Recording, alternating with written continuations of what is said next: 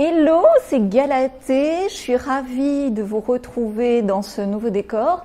On va parler de vin, mais vu le développement de mon audience, je m'adresse bien sûr toujours aux professionnels du vin, aux vignerons, aux vigneronnes. Quand je dis intelligent, ça veut dire aussi bien réveillé sur la situation actuelle. Chacun met derrière le mot intelligence ce qu'il entend, mais bien sûr je parle d'intelligence émotionnelle et pas du tout d'intelligence rationnelle ou artificielle qui pour moi n'a pas beaucoup de sens, encore moins tout ce qui est intelligence numérique qui est à notre service dans la mesure où on sait gérer la diffusion sincère des émotions que nous éprouvons autour du vin. C'est pour ça que depuis toujours, on dit « in vino veritas », d'où le titre de cette vidéo. Donc dans ce nouveau décor, dans cette nouvelle saison de vidéos, de quoi on va parler? On va parler de vin, mais on va parler aussi de changement de civilisation. Donc on va parler, alors ça ne se détruit jamais complètement, ça se transforme. Donc on va parler de tout ce qui se transforme en ce moment dans nos sociétés et du coup aussi dans le monde du vin. Et ça va nous permettre d'anticiper le futur. Et je vais parsemer tout ça d'anecdotes autour du vin, puisque j'ai une longue carrière dans ce monde du vin. Ma famille a 200 ans d'histoire dans le vin. Dans ce monde du vin se cache énormément de vérité, énormément de bon sens, énormément de bonnes traditions.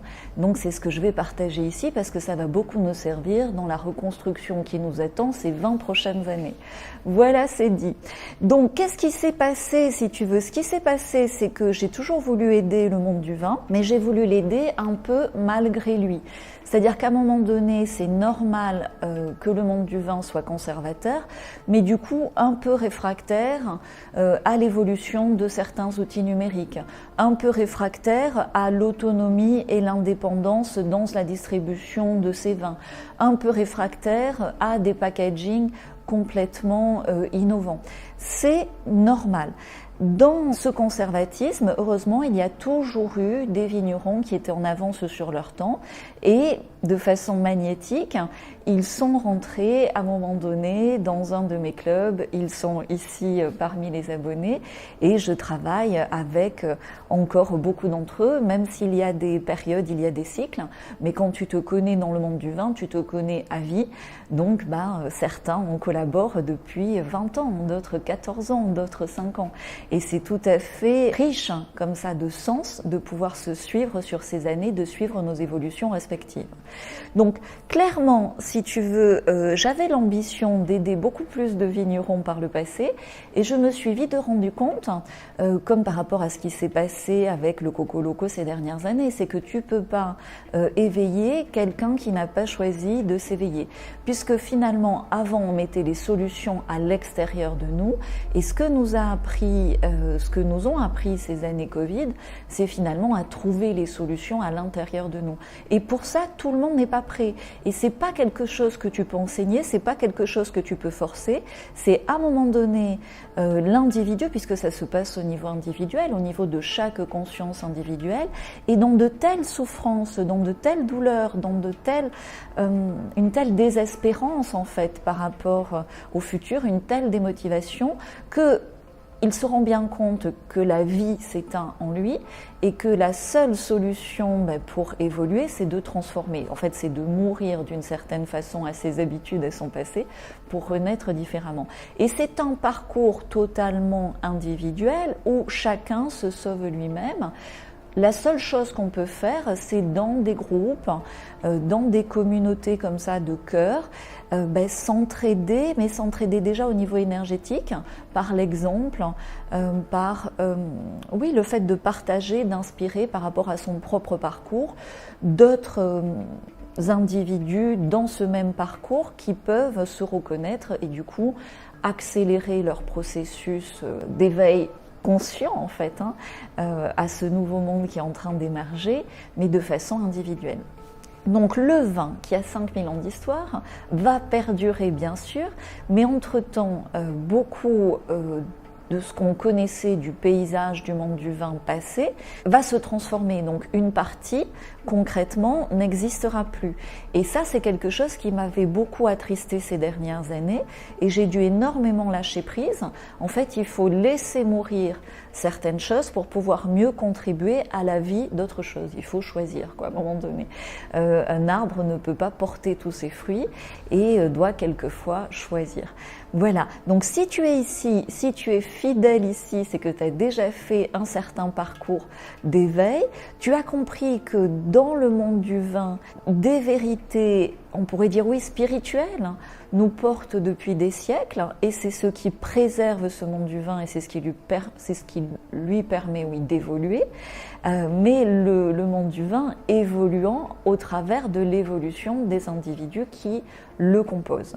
Donc dans le futur, tu as vu, j'ai fait déjà pas mal d'infos pratiques sur le futur du monde du vin, mais globalement quand même, avant quand ça se durcissait, tu avais une concentration au travers de groupes plus importants. Là, ce qu'on va voir, c'est à la fois la disparition de grands groupes et en même temps la disparition de petits vignerons. Ce qui va rester, c'est des petits vignerons ou des vignerons de taille moyenne ou des structures de taille moyenne, mais qui auront fait cette réévolution interne en élévation de conscience dans la vérité du vin. J'espère que tu me suis. Si tu es bien réveillé, tu as compris. Sinon, re-regarde cette vidéo dans quelques années, ça fera sens pour toi.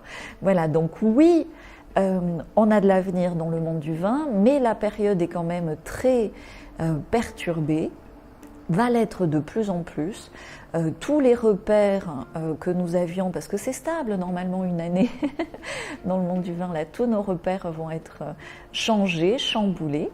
Donc évidemment, avancer ensemble par petits groupes est essentiel.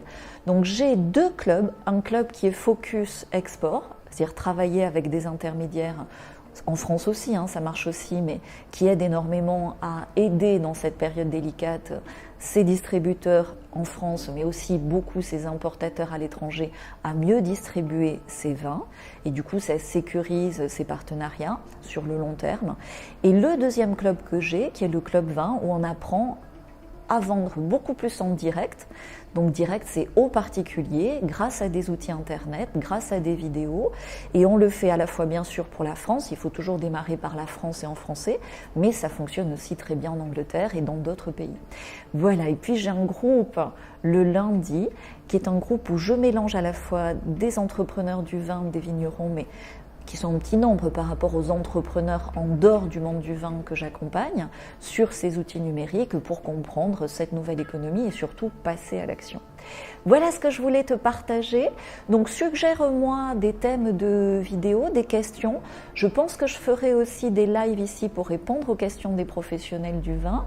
Entre-temps, je vais te mettre sous cette vidéo le lien vers mon groupe du lundi. Je pense que c'est le plus utile et vers mon site internet Idévin où tu as les informations sur les deux clubs dont je viens de te parler. L'idée étant vraiment de prendre conscience du changement actuel pour s'adapter au mieux en anticipant l'évolution de situation qui est une évolution individuelle à chaque fois. Puisque pour certains vignerons, je peux recommander de réduire la voilure et de passer à fond sur le particulier avec des marges plus importantes, mais avec moins d'intermédiaires, du coup un rapport qualité-prix plus intéressant pour le consommateur final. D'autres, selon le tempérament, selon l'âge, selon la situation familiale, ça peut être intéressant de faire un développement export tout azimut pour acheter à bon prix tout ce qui va se casser la gueule tout autour. Donc c'est vraiment des solutions, des trajectoires, des légendes personnelles, individuelles qui s'écrivent en ce moment. Comme dans toute grande crise, il y a des opportunités extraordinaires à saisir, mais pour ça, ça demande d'épouser le changement. Et l'anecdote, puisque je veux partager plus d'anecdotes que je veux te partager, c'est une anecdote par rapport au nom de cuvée. Parce que des fois, tu as l'impression que le nom de cuvée, tu vois, j'adore celle-ci, c'est un Sudaf, pas de nom. j'adore. Et le monsieur existe vraiment avec sa barbe. Hein. Je t'invite à regarder, c'est délicieux. C'est un peu difficile à trouver, mais c'est délicieux. Je vais me régaler juste après cette vidéo. Mais bref, il y a une cuvée qui est très connue en France, qui est la cuvée mythique, qui est aussi très exportée aux États-Unis. Et en fait, tu te dis, waouh, cuvée mythique, c'est un super nom et tout. Et en fait, c'est fait par une union de caves coopératives qui avait voulu, en copiant, hein, c'est comme font souvent certaines caves coopératives, pas toutes, mais quand même beaucoup en copiant ce que font les vignerons indépendants. Ils avaient vu qu'en Languedoc, il y avait de plus en plus de vignerons indépendants, donc moi en premier, hein, en ayant fait la cuvée Solus à Caraguil à l'époque, on faisait des cuvées très haut de gamme en Languedoc, c'était une première, donc la CAFCOP s'est dit, l'union de CAFCOP s'est dit nous aussi. Donc ils avaient réussi à faire un assemblage qui était bien, qui tenait la route et à le proposer à leur agent américain. Sauf que le nom n'arrivait jamais. À l'époque c'était des fax hein, quand même, c'était pas des emails ou des messengers, c'était des fax. Et l'agent c'est Martin Zinkoff, très efficace, très spécifique aussi. Hein. Et Martin, donc, n'arrêtait pas d'envoyer des fax. Alors, où est la maquette d'étiquette? Alors, quel est le nom de la cuvée? Pour qu'il puisse commencer à préparer la distribution de la cuvée, puisqu'aux États-Unis, c'est très structuré, etc. Et il n'avait pas de réponse. Et Martin, c'est un vrai professionnel. Donc, la lenteur du Sud administrative, le temps de réponse de l'Union des caves coopératives, vraiment, c'était deux mondes qui se télescopaient. Et donc, Martin finit par s'énerver et sur un fax, il envoie « Mais putain, elle est où cette putain », il écrit 2 fois putain, je crois, de mémoire, « cette putain de cuvée mythique ». Et c'est comme ça qu'il a trouvé le nom, qu'ils ont percuté et que la cuvée mythique est devenue une cuvée mythique. Voilà. J'en ai plein d'autres à te raconter comme ça. J'ai été beaucoup aidée, critiquée aussi dans ce monde du vin. Aujourd'hui, je suis totalement indépendante et affranchie et dans le bonheur de l'expression de moi-même aussi grâce au numérique, ce que je te recommande avec beaucoup d'émotion, de sincérité et de vérité de partager. Je suis sûre que tu as plein d'anecdotes comme ça, je suis sûre que tu as des vins ou des histoires autour du vin extraordinaires à raconter. Et aujourd'hui, pour permettre à ce monde du vin de se transformer, à ce monde du vin d'exister aussi différemment dans le futur, ben on doit épouser le changement aussi en utilisant avec beaucoup de sincérité, d'amour pour le vin et d'authenticité ces outils numériques. C'est ce que je fais dans mes groupes, en particulier dans le groupe du lundi qui s'appelle le Grand Circuit des Vignerons Intelligents. Donc si ça fait sens pour toi, si ça touche ton cœur, ton intelligence émotionnelle, clique sur le lien qui est en dessous et rejoins-nous. Cheers, je peux déguster. Ciao.